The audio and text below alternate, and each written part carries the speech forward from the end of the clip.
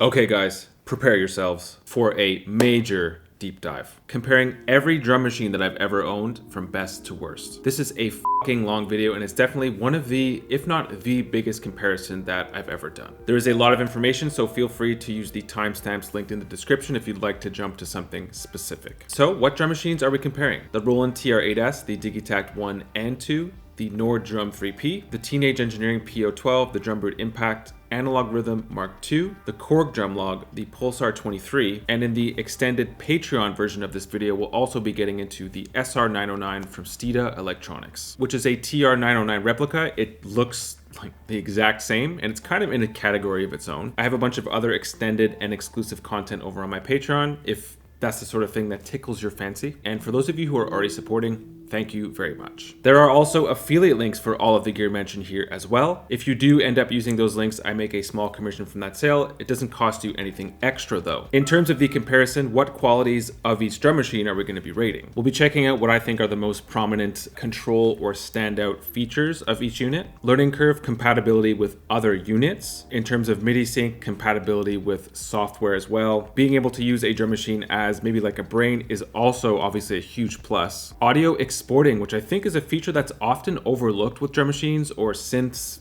everything in general. We'll also be taking a look into portability and general bang for your buck. I was going to include build quality into the equation, but based on my experience, the build quality on all the units mentioned today is pretty solid, except for, of course, the PO12, which is a much cheaper made unit, and the price reflects that. In fact, let's just rate that right now. 5.5 on 10 for build quality. Let it be known that I've actually sold some of the units that are mentioned in this video today. I will absolutely mention the units that I've sold and the reasons why.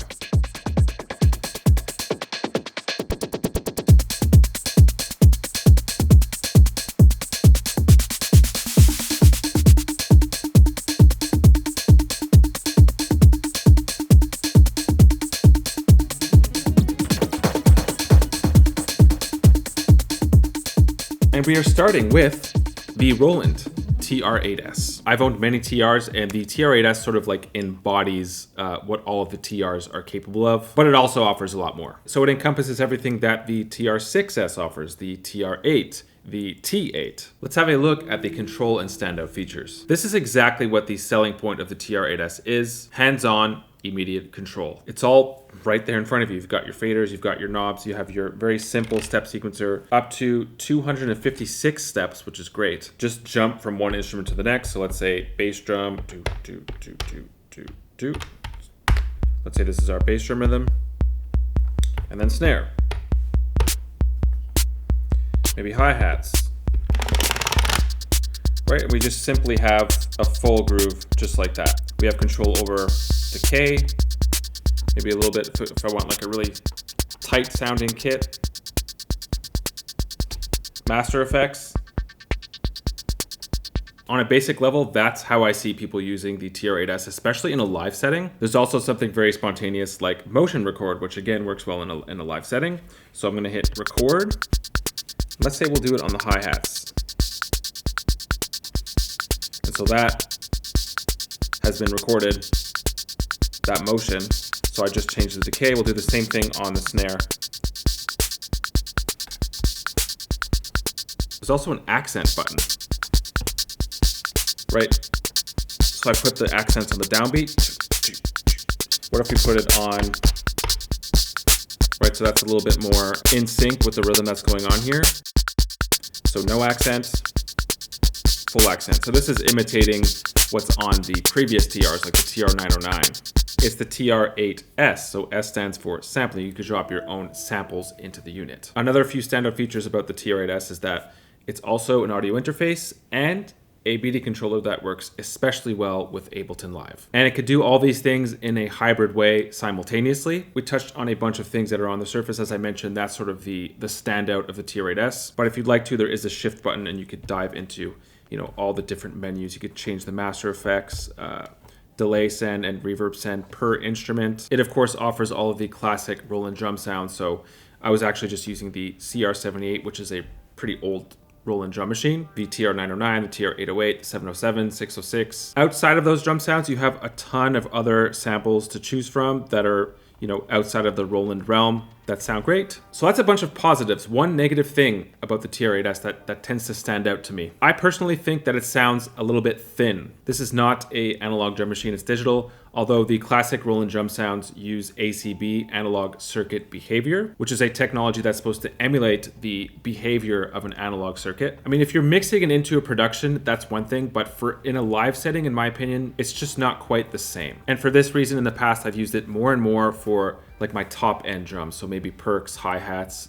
maybe snares sometimes. I'm gonna give this an 8.6 in this category. Then there is the learning curve of the TR-8S. To me, this was one of the easiest units to learn, and that's with not too much prior experience with synths and drum machines. So that says a lot too. Obviously, the downside of having a unit that you're able to learn extremely quickly is that it's not going to be as deep as something that has a steeper learning curve, aka some other units in this comparison. For learning curve, I'm giving the TR-8S a 9.5 out of 10. Compatibility. The TR-8S is compatible with software like Ableton via USB. There's also a TR software where you're able to compose your parts within your DAW, like get the job done 99% there, and then drop the content from that session into your hardware TR-8S, bring it to a gig maybe. So that, to me, that is just genius, because I would say 99% of producers compose in their DAWs now. So I think that it's just a great bridge workflow between the two. There's MIDI in as well as MIDI out, so you can get some daisy chaining action going on. It's also very compatible in terms of dropping your tracks into your DAW multi-track style via USB. It's kind of like a simplified process of using Overbridge with Elektron gear. One thing that the 8S definitely is not good at is being the brain, as in the unit that's sequencing other units, like the alpha unit that controls everything. The TR-8S is meant to be controlled, I would say. I guess it depends on the setup, but I've never really used the 8S as like the clock master, which I guess maybe brings the score down a little bit in this category. So I'm going to give this an 8 on 10 for overall compatibility. Next is audio exporting. I just mentioned exporting audio multi-track style via USB into your DAW, which is great. There are some limits as to which parameters you're able to print and like change and perform into the actual audio, which is kind of to be expected, but there's another way of exporting audio from the TR-8S, and it's not the stereo out. The TR-8S has 6 individual outs in the back that you're also able to export from. The useful thing here is that you're actually able to assign whichever drum you want to whichever output. And if you're a hardware person, like I definitely am, you could run those individual outs through any effects pedal that you want really, and you could have your controls from there. Of course, your setup is getting pretty big at that point, but it's cool that the 8S gives that sort of option. The 8S is very flexible in that way, so we're gonna give it a 9 on 10 for audio exporting. Portability. Of course, depending on which TR you pick up, portability changes drastically.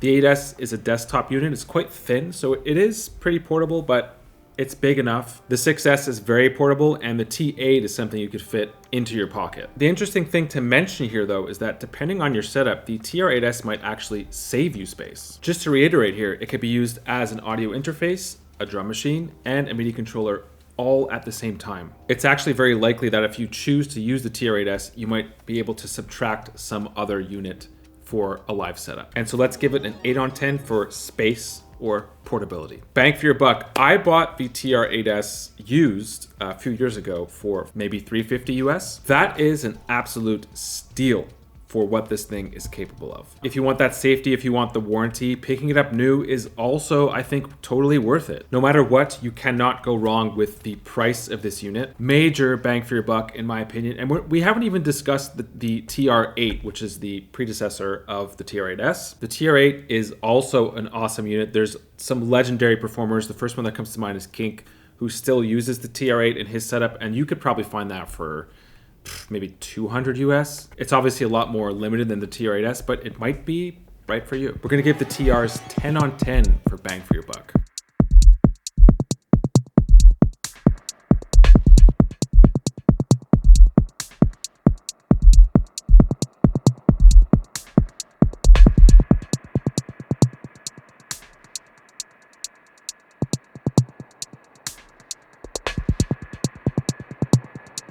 And then we have the DIGITAKT, or DIGITAKT 2 in this case, which is often compared to the TR-8S. In fact, I've done a video on that exact comparison. Here it is. It's well known that the DIGITAKT, and especially the DIGITAKT 2, is far more than a drum machine. You can very easily compose full tracks using long samples that you could chop up, shorter samples, one-shots. Like, it's very flexible in that way as a composition tool. In terms of like hardware production, there's not much that you can't do with the DIGITAKT 2. So there's that whole aspect of using the DIGITAKT. We're going to be mostly focusing on using it as a drum machine. Let's get straight into it with controls and standout features. Now, first off, just like with every Elektron unit, especially the boxes, there is no unit that really compares, in my opinion, to an Elektron sequencer unless it's a standalone sequencer and like that's its whole focus. Great examples would be the Oxy one as well as the Torso T1. So those are two units, again, they're full sequencers and they definitely have some similarities to Elektron sequencers.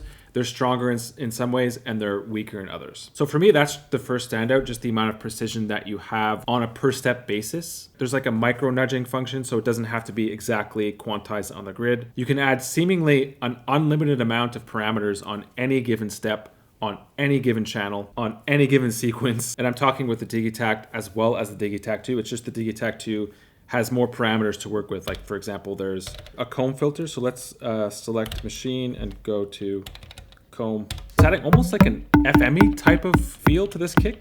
So let's tune it way down. There's a secondary filter as well on this page. Maybe add some hats over top of this. What if we did a comb on these hi-hats too? So anyways, I'm getting carried away. You can sample anything you want with the DIGITAKT. The audio quality is great. The DIGITAKT as well as DIGITAKT 2 both have sample chop features, so you could chop things to your liking, which just makes the DIGITAKT overall like a great sampling tool. Is it the sampling tool? I mean, this is up for debate, but personally I would say no. I think that the SP404 MPC realm is a bit more accurate and flexible when it comes to sampling. But then we're kind of outside of the drum machine realm, of course. If you like to focus on a sampler comparison, I've actually done basically the same version of this video, but with samplers. Here it is. There are potentially, depending on how you set it up, 16 audio tracks on the DIGITAKT 2 as opposed to 8 on the DIGITAKT 1. And each of these channels can be what's called a different machine. So if I scroll down to the bottom here, you can see MIDI.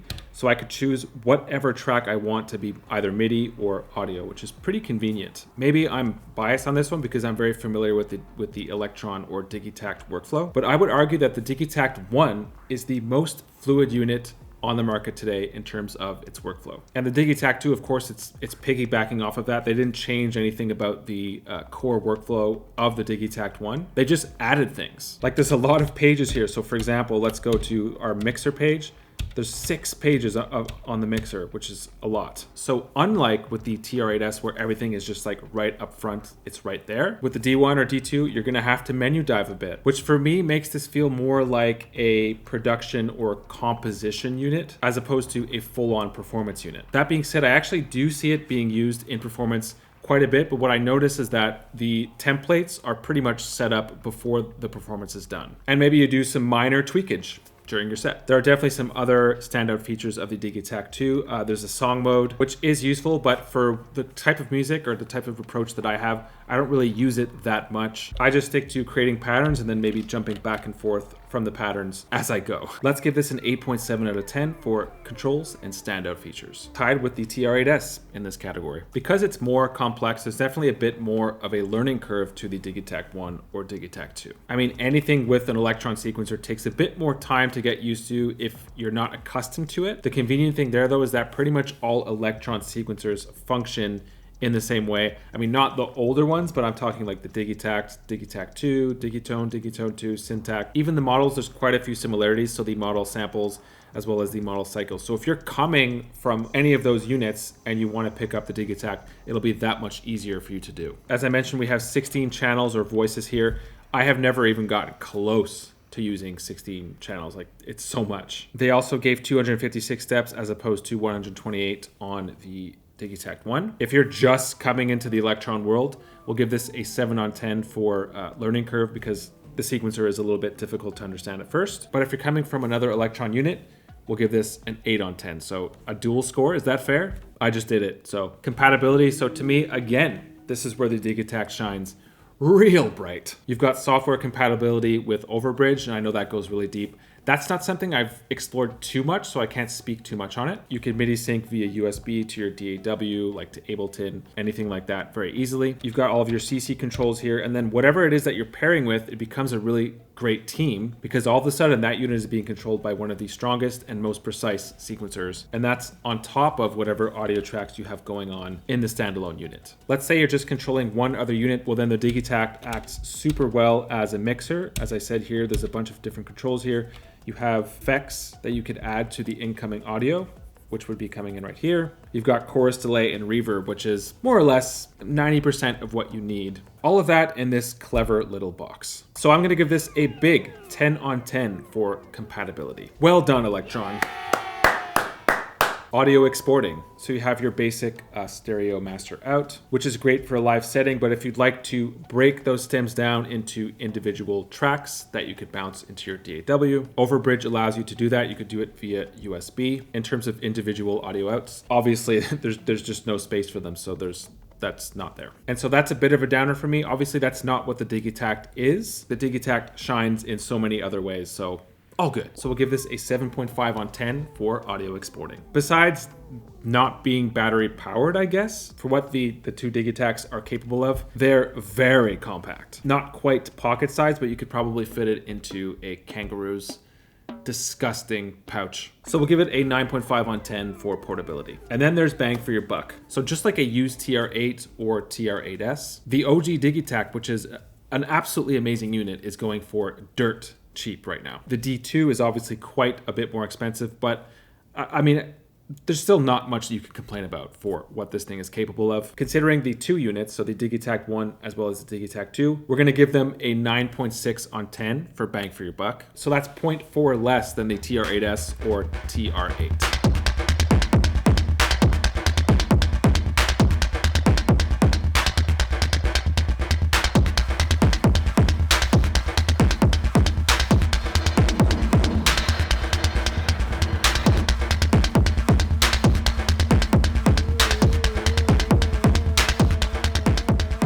Seeing as we're in Elektron territory, let's just keep going with it. It seems, maybe it's just like my algorithm speaking to me, that most people who try out the Analog Rhythm Mark II end up thinking that it's their favorite drum machine. So I think that should tell you a lot right there. Let's get into controls and standout features. So the pads, they are a great addition.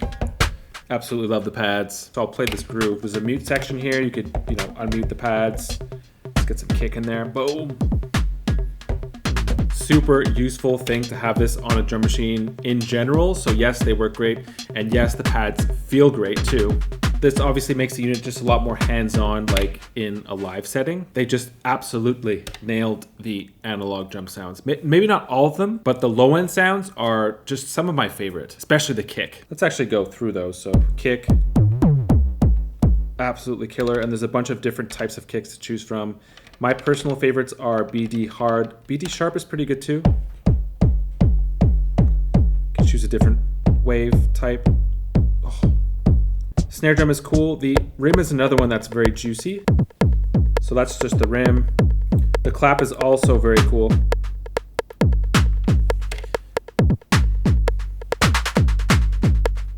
What I don't like is the high end, which as you can see, that's like 808.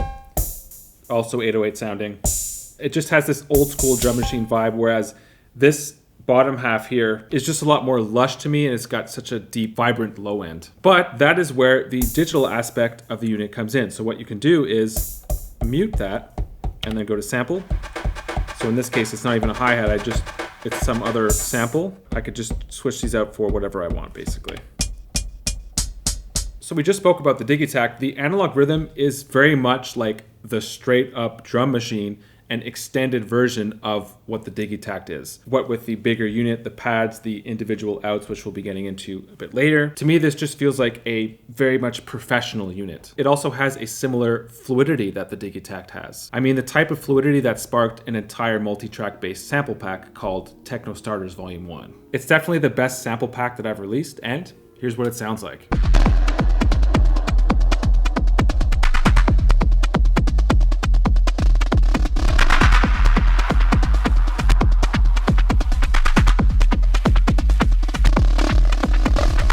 If you like what you hear, here's a link to the sample pack. It's also in the description. Make sure to use the code ORBIT25 at checkout to get a 25% discount on the sample pack. And also, thanks to everyone who's picked up the pack already. For whatever reason, maybe it's just where I've been creatively, I've really been making use of the trig parameters with the analog rhythm, which is a great way to always have access to the playhead, as you can see here, right? So everything is in one bar, 16 steps.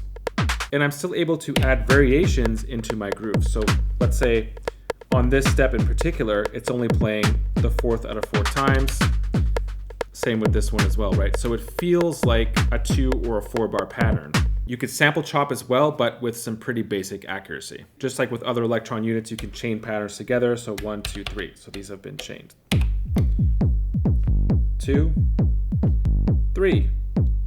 And there is also a song mode, which again, I don't really find myself using. I just stick to, chaining patterns together, doing it manually that way. The only con for me, and this definitely brings the score down a little bit, is that there is no mixer on the Analog Rhythm Mark II. That is a bummer, and hopefully they could find a way to add that with a new update or something. For my needs and uses, I'll be giving this a 9.5 out of 10 for standout features and controls. Learning curve. I personally came into learning the Analog Rhythm Mark II after being very familiar with Elektron sequencers. So the learning curve for me was actually very quick. That being said, especially considering the price of the unit, coming into this workflow, this instrument fresh, might not be the best idea. I would consider, like I said, checking out maybe a DIGITAKT, an OG DIGITAKT, which is dirt cheap right now. And then if you're into that workflow and maybe you're specifically looking for a drum machine, you might want to consider the Analog Rhythm Mark II. Everyone that uses it says it. This thing is absolutely top notch and it'll be waiting for you once you're ready for it. In this category, I'm going to be giving it the same score as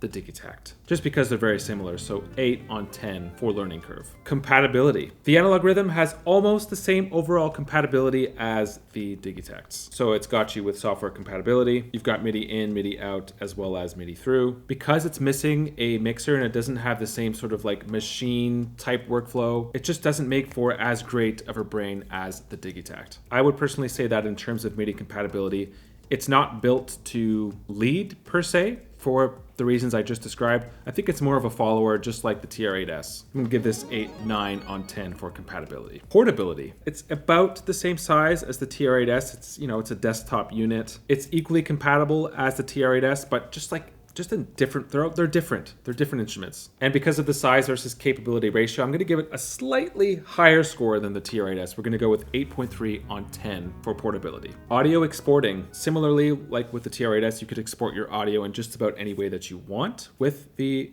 Analog Rhythm Mark II. Multi-track style via overbridge or multi-track style via the individual audio outs that you've got here. There's 12 drums in total and 8 audio outputs. You could see which ones are being exported to where. And you'll notice that the voices or drums that are being exported on the same channel, they also always share a mute group. All things considered, I think that the AR Mark II gets the highest score in this category. So that's a 10 on 10 for audio exporting. Bang for your buck. So it's kind of difficult to beat the OG DIGITAKT for bang for your buck. I mean, if you want to, you could take a step back into the OG Analog Rhythm, but it's not nearly the same machine that the Mark II is. So it is expensive, but I also think that it's well worth the price considering everything I just mentioned. So in this category, bang for your buck, 8.9 out of 10.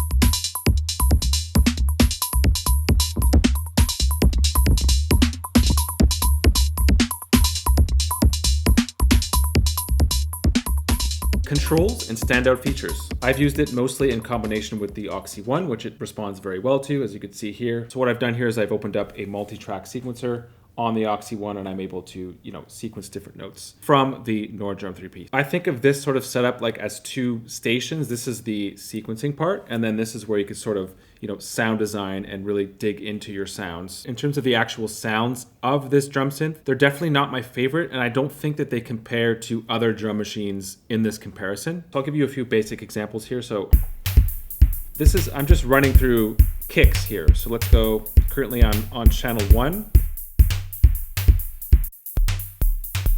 So those are a few kicks. Let's go to snare. right? And of course, these are just presets, so you can't sculpt these to your liking, but my philosophy is that if the presets don't sound good, like the person who was hired to create the presets, if they don't sound really good, then it's a sign that it might not be the best drum machine for you. And that this is just my reaction. You might love these sounds. Depending on the style of music, it definitely makes for a great contrast against an acoustic drum kit, because that's part of what it's designed to do. But at the same time, it still hangs in the world of synths. Got to give them props for that. And so I'll be giving it a 7.2 on 10 for controls and standout features. Learning curve. If you're using it as a drum pad with drumsticks, of course, it's extremely immediate. You've got all of your very neatly mapped out modules here. So noise, there's tone as well. You have your effects section here. You could select the channel that you'd like to play with right here. You could change the entire drum kit of the pad, which we actually didn't do. And there's also drum select. Just for shits and giggles, let's try this.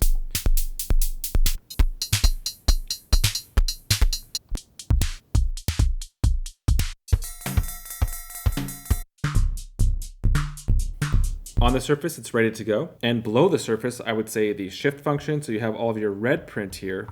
That's what the shift function accesses. It's pretty quick, so I'll give this a 9.1 out of 10 for learning curve. Compatibility. For what it is, and considering that it hangs in two worlds, that being the acoustic world as well as the drum synth world, and that way it's kind of like a bridge between those two worlds, in which case I think that makes it very compatible. In the drum and synth world specifically though, I wouldn't say that it's the most compatible unit on this list in this comparison. Got MIDI in as well as MIDI out. I did some research and there is a Nord Drum 3P software manager, but overall, at least the videos and forums that I checked out, it seems to be quite buggy and not super useful. 6.9 on 10 for compatibility. And then there's audio exporting. Well, you could export via the stereo master out. That is all. So I'm actually wanting to give this like a non-applicable almost, but you know what? We're gonna give it a 3 on 10. For portability, it's quite good. It's very thin. It's meant to be hauled around. 8 on 10 for portability. In the world of synths and drum machines, you might just want to pick up the Nord Drum secondhand because it's a lot more affordable. I think that the big selling point of the Nord Drum 3P is again going back to that idea that it's the bridge between the two worlds. We're gonna give it a 7.9 on 10 for bang for your buck.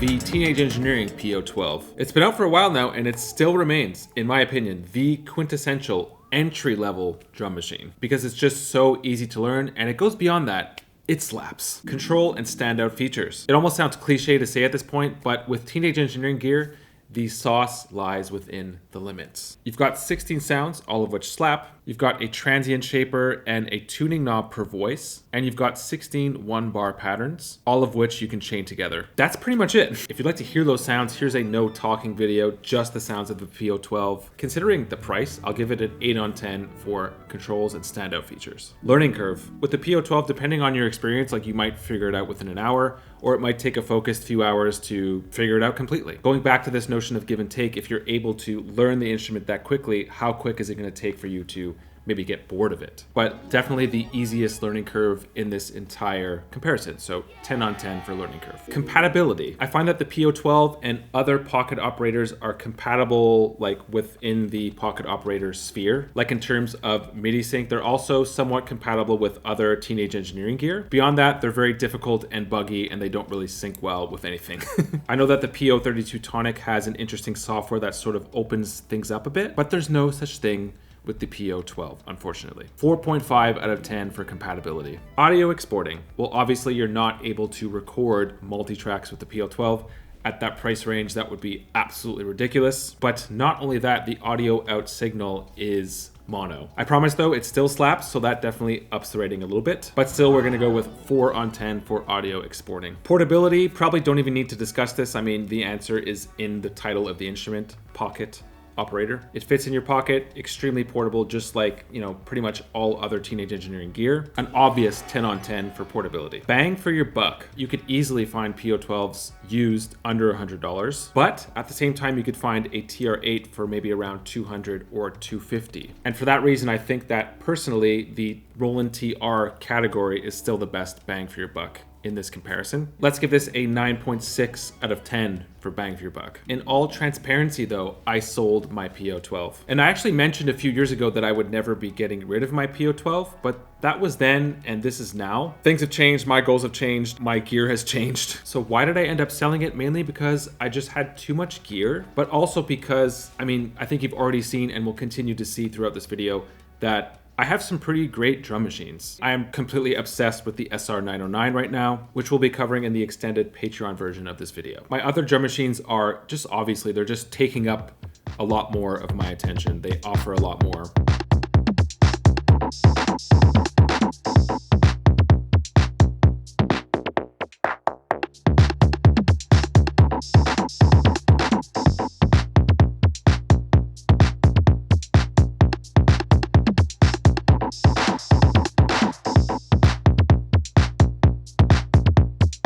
Next up is the Korg Drumlogue, which honestly has gotten a bit of a bad rap since its release. Let's have a look at controls and standout features. To me personally, the only thing that really stands out to me in this comparison are the analog sounds that the Drumlogue has to offer. And also the clever addition they made allowing you to add different types of transients to the analog sounds. So there's 4 analog voices, 6 digital voices, and those are the ones you're able to upload samples to, of course. So what was so controversial about this release? A few things. The analog sounds are a bit quirky and thin, which doesn't mean they sound bad, by the way. I think that they actually sound good in their own original quirky way. The Drumlogue was a unit that was identified to want to compete with the DIGITAKT, but it was just maybe a few years behind. And I've got to say, in terms of general workflow, the DIGITAKT just blows the Drumlogue out of the park, like just completely. In my opinion. Uploading samples to the Drumlogue is also a pretty big headache. Maybe this is a bug that was fixed, but the last time that I tried, there was some sort of weird workflow where I was only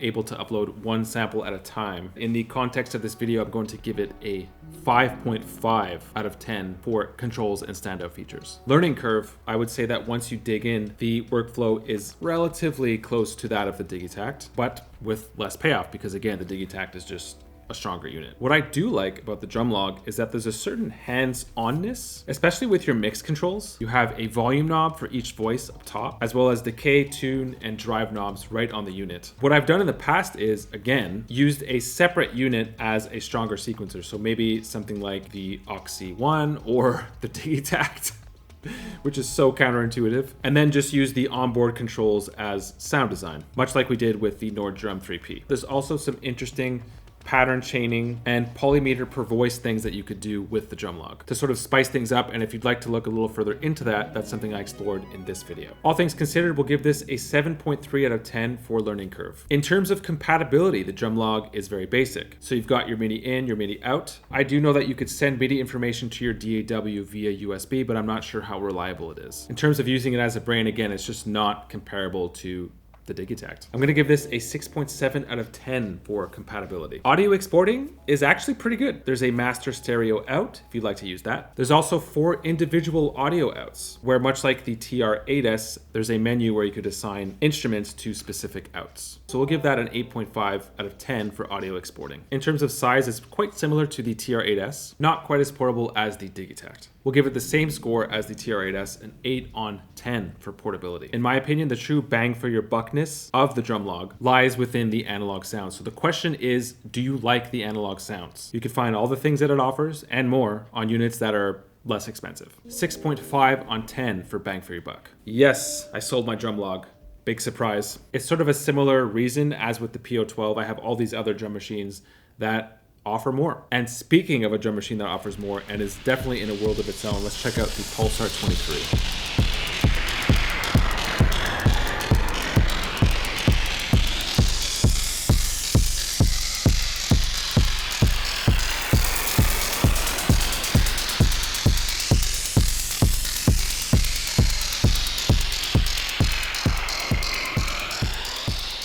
you will not find anything that sounds like the PULSAR 23 or even has a similar type of workflow. Controls and standout features. This is the first modular drum machine, or even first modular unit like at all, that I've taken some real time to learn. And so it goes without saying that the first standout of this unit is the complexity of it. Does it slap as hard as something like, let's say, the Analog Rhythm Mark II? In some ways, maybe. I think overall, no. With each of these units, I found some pockets, especially with the hi-hats and the clap. This is like the effects module over here, and currently we are on pitch delay. So if I throw that on the hi-hats, you get this like swimming in hi-hats sort of feeling. Maybe tune these up a little bit. So the filter sounds great. Everything sounds great, but for me, what I like, and I'm going to turn up the release a little bit. There's like a pocket right there that I like. That's the pocket. Maybe with some effects again. Oh, I just love that. Warp. To me, it just sounds so like tasty and organic.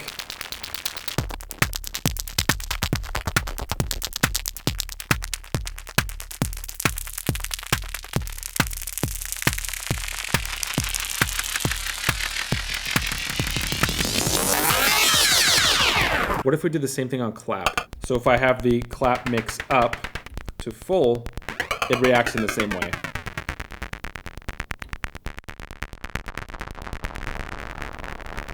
The gator clips are definitely a turn off to some people. I actually don't mind them. If I wanted to, I could just record my own sequence in by hand. There's also a MIDI learn for each of these channels, so it's super easy to link that up with your favorite sequencer. Personally, I like to use the gate outs of my sequencer, the Oxy one, which would go into here, in which case I could control the ADSR of each of these notes. So let's give this a PULSAR 23 on 10 for controls and standout features. Next up is learning curve. Being the most complex drum machine in this comparison, I would say by far, it of course has the steepest learning curve. I'm sort of assuming here, but I think that the type of person that's interested in something like the PULSAR 23 is someone who wants to learn things and is maybe looking for that learning curve to push themselves. Obviously, if you're looking for a simple or even moderate like A to B sort of unit, something like the Analog Rhythm, which obviously isn't simple, but this in comparison, you kind of have to know what you're getting into. So we'll give this a PULSAR 23 on 10 for learning curve. Like most of Soma Laboratories instruments, they're all very much hardware oriented. I mean, obviously no designated software for the PULSAR 23. I'm assuming, just based on what I've seen,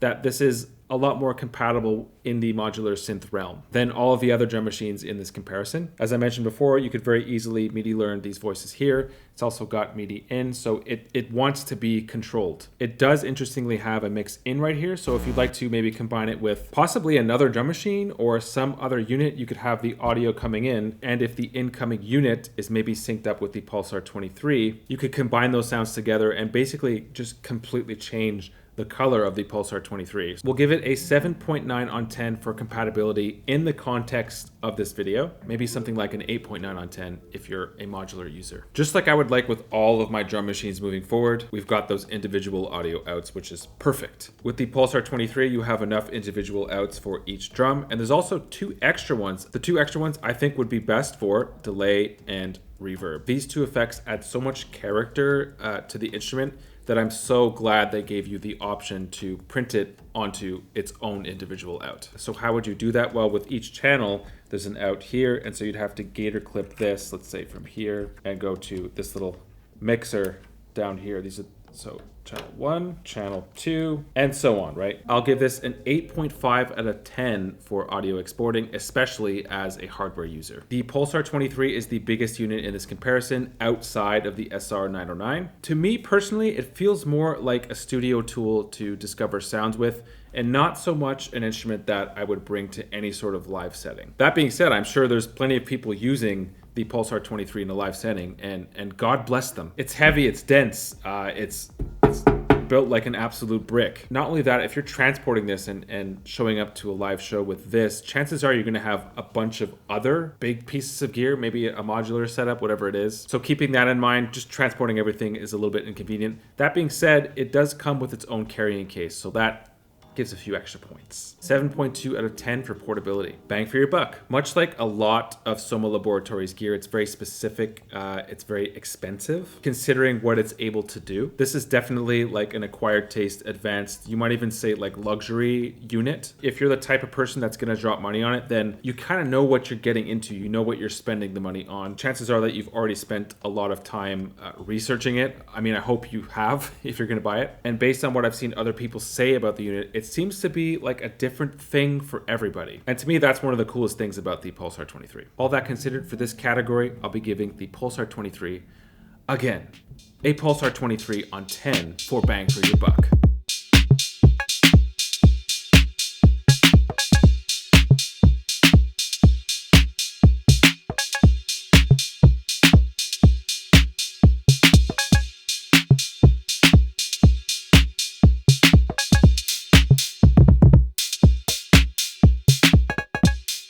The Drumbrute Impact is also among the most affordable units to pick up, especially if you're picking it up secondhand. It makes for an amazing entry-level drum machine, and I can say that because it was my first entry-level drum machine. Based on what I've seen, people either love the sound of the Drumbrute Impact or they absolutely hate it. It's analog as well, so it's very limited in the context that you could use it in. Much like the TR-8S, it has a very simple interface. The sequencer is very simple, it's very immediate, because all the controls that you need are right there in front of you. There's basically no menus to dive to. You've got 8 channels, including an FM channel, which is really fun. And then again, much like the TR-8S, you have basic control knobs per voice. So things like decay, level, maybe snappy on the snare. One of my favorite things about it is the randomizer or fill function that you're able to use on the entire groove, or if you want, you could isolate it per track, which is just a great way to add this sort of random variation into each track. Let's give it a 7.9 on 10 for controls and standout features. Much like the TR-8S, once you understand how the sequencer works, it's just a matter of choosing your drum and plugging it into the sequence. And then there's maybe that randomizer or fill function that takes a second to understand. Besides that though, in general, it's a very simple concept. Like I said, very standard. So we're gonna give it an 8.7 on 10 for learning curve. For compatibility, it certainly does not make for a good brain. There's MIDI in, there's also MIDI out. Let's give it a 6.9 on 10 for compatibility. Audio exporting. This is the category where, interestingly, for a unit that's so affordable, it does have individual audio outs, which is really surprising. Keep in mind that they are 1/8" audio outs, so you have to make sure that you use the correct cables for that. The way the audio outs work though, there's only 4 of them, so kick, snare, hi-hat, and FM drum, and the rest of the drums would just come out of the master out. So it's kind of like they're giving you a taste of individual audio outs, multi-tracking. They're sort of teasing you, they're not giving you the whole thing. 8.5 on 10 for audio exporting. Portability. Smaller than the TR-8S, bigger than the DIGITAKT. That's how I would describe the Drumbrute Impact in terms of portability. So we'll give it a 9.1 on 10. Even brand new, the Drumbrute Impact is an absolutely great deal. Buying it used is a steal, almost to the same degree as the DIGITAKT, the OG DIGITAKT. It's just a perfect intro into the drum machine world. It's a standard drum machine. 9.6 out of 10 for overall bang for your buck. Despite me chirping this thing up for the past 5 minutes, yeah, I sold it. And it's really just the same reason as before. I have all these other drum machines that I'm really interested in that I feel offer more than the Drumbrute Impact. I used it for years, and it really just depends on where you are in your drum machine journey. Next is the SR909, which is a replica of the Roland TR909. And that's one that I dig into in the extended Patreon version of this video, which is linked in the description. But before we end, a word from today's sponsor, DistroKid. If you're watching this video, chances are that you'd like to officially release your music to all major streaming platforms. So first off, why choose DistroKid? They are hands down the most affordable music distribution platform in the game. We're talking like just over 20 bucks a year affordable to release unlimited music. And by the way, on top of that, I also have a discount for you linked in the description of this video. You collect 100% of your streaming royalties with DistroKid, another huge plus, and they're designed specifically for independent artists and producers. How, you may ask? Well, here's a list of tools that they offer that will help you with at least some of the heavy lifting when it comes to promoting your own music independently. For example, there's Hyperfollow, which is a free landing page that I've personally been using for years now across all of my social media. It's similar to a Linktree type of situation where you can lead people to specific pages or